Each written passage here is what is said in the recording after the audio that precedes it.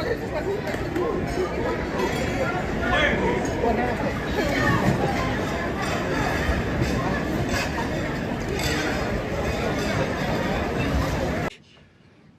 was supposed to bring together members of both parties with members of the press, and in a certain way it did, because the fact that they just unified, I saw a room that was just totally unified. It was in one way very beautiful, a very beautiful thing to see. A man charged a security checkpoint armed with multiple weapons, and he was taken down by some very brave members of Secret Service, and they acted very quickly and have just released, for purposes of transparency, clarity, I've ordered it to be put out. You probably have it by now, put out on Truth and put out on many of the platforms.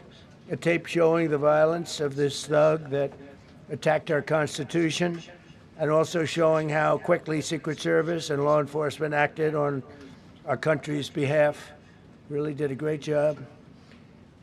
One officer was shot, but saved by the fact that he was wearing obviously a very good bulletproof vest. He was shot from very close distance with a very powerful gun, and the vest did the job. I just spoke to the officer, and he's doing great. He's in great shape. He has very high spirits, and we told him we love him and respect him. And he's a very proud guy. He's very proud of what he does, Secret Service agent. And we looked at all of the conditions that took place tonight, and I will say, you know, it's not a particularly secure building. And I didn't want to say this, but this is why we have to have all of the attributes of what we're planning at the White House. It's actually a larger room, and it's much more secure. It's drone-proof, it's bulletproof glass. We need the ballroom. That's why Secret Service, that's why the military are demanding it. They've wanted the ballroom for 150 years for lots of different reasons, but today's a little bit different, because today we need levels of security that probably nobody's ever seen before. But everyone owes a tremendous debt of gratitude to the courage of law enforcement, the law enforcement, and working with the D.C. police. And we just spoke with the mayor. And when we're finished, the police chief is going to take over and discuss it also from their viewpoint.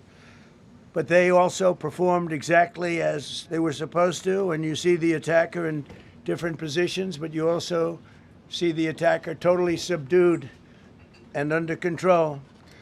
So as you know, this is not the first time in the past couple of years that our republic has been attacked by a would-be assassin who sought to kill. In Butler, Pennsylvania, less than 2 years ago, you all know that story. And in Palm Beach, Florida, a few months after that, we came close. We really had, again, we had some great work done by law enforcement. But in light of this evening's events, I asked that all Americans recommit with their hearts and resolving our difference peacefully. We have to resolve our differences. I will say, you had Republicans, Democrats, independents, conservatives, liberals, and progressives. Those words are interchangeable, perhaps, but maybe they're not. But yet everybody in that room, big crowd, record-setting crowd. There was a record-setting group of people.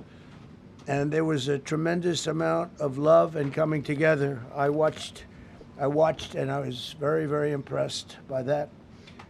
But we were, First Lady and I were taken very well care of, very quickly rushed off the stage. Vice President J.D. Vance, who's here, was likewise beautifully done. He was just saying how quickly everybody acted, law enforcement, Secret Service in particular in this case, but law enforcement. Marco had the same thing. Pete was there. Pete didn't want any help. He didn't want anybody to help him. He doesn't want anybody to help him, but he did get some, didn't you? And I think you also said that it was very impressive. So with that, I'd like to ask Todd Blanche to come up, say a few words, and tell you it's already underway, the The man has been captured. They're going to his apartment. I guess he lives in California. And he's a sick person, a very sick person. And we don't want things like this to happen. I think it's very important that I say, though, and I told the representatives of the evening, they did such a beautiful job. It was such a beautiful evening. And again, they're talking about free speech in our Constitution. That's what it's all about, not just White House correspondence. It was really based on free speech in our Constitution. But I said very importantly that we'll do it again within the next 30 days, and we'll make it bigger and better and even nicer. So I just want to thank everybody that was involved. I also want to thank the press, the media. You've been very responsible in your coverage. I will say I've been seeing what's been out. You've been very responsible. So Todd Blanche, I'd like to say a few words. I know we're going to have cash, and then you're going to go on. We can ask. I guess we can take a couple of questions. I want to thank the First Lady that was a rather traumatic experience for her. There was a lot of action taking place up there very quickly. But again, the response time was really incredible. And we're going to reschedule. We're going to do it again. We're not going to let anybody take over our society. We're not going to cancel things out because we can't do that. We wanted to stay tonight. I will tell you, I fought like hell to stay.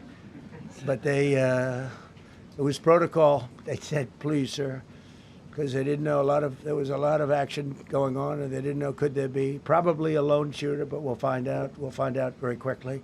They have it very well under control. So I want to thank everybody very much. And Todd Blanche, please. Thank you. Silver foil, floor, got it? No. Scooch over, slightly right, silver foil, top of the stairs. Got it.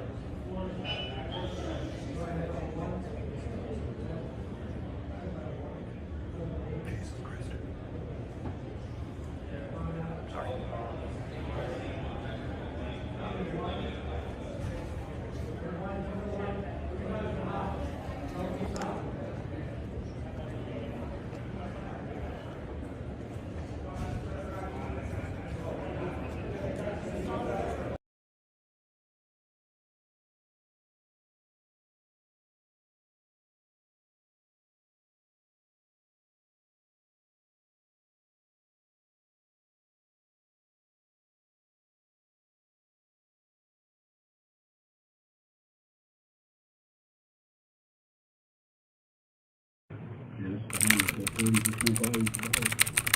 It looked like he checked it twice. Lieutenant Hudson, you monitoring this there? Very cool, Joe.